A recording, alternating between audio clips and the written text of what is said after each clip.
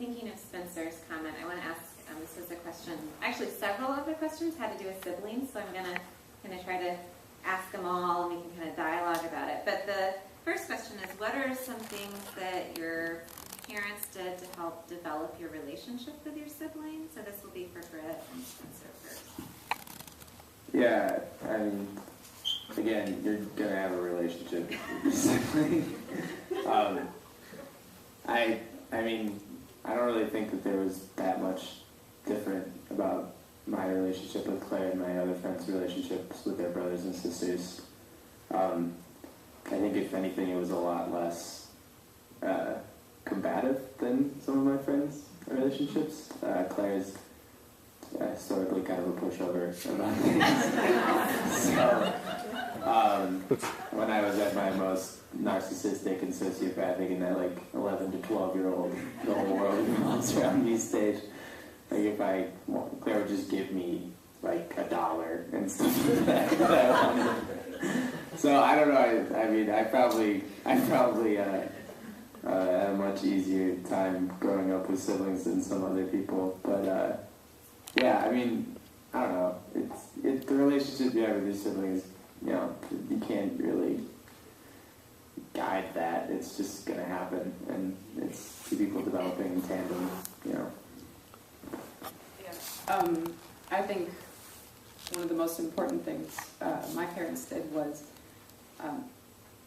they basically included me in, it felt like, every part of my sister's life and development and therapies, people coming into the house. It felt very communal and like I was right there with her. It didn't feel like, there's Chelsea and she has, what she's dealing with, and, we're separate. I mean, it really, we grew together. And so educating your children on what's going on, including them in understanding, doing all that together. I mean, as much as they're able to understand, and they can feel part of it and empowered as well.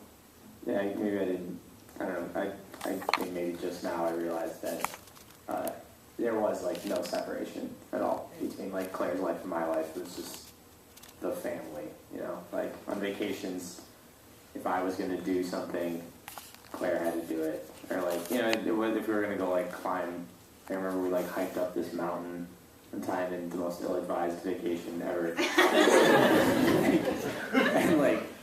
And me and Claire were just hot messes the whole way down. We were just so tired. And I mean, but there was no knowledge in my mind about Claire having a disability. This is more difficult for her. It was just this is gulag walk we had to go on together. It was the family of four. I have 4 grandchildren. They're 7, 6, 5, and 4. And Noah's a 6-year-old. And his cousin is 7, and his cousin is 5, and then his little brother is 4. The thing that I was most impressed with is the intentionality of Jennifer, my oldest daughter, who's the mother of Noah. One of the things that both Jennifer and Erica wanted to make sure is because they have cousins of a similar age, is at a very early age, hopefully creating an environment where they would enjoy each other and respect each other.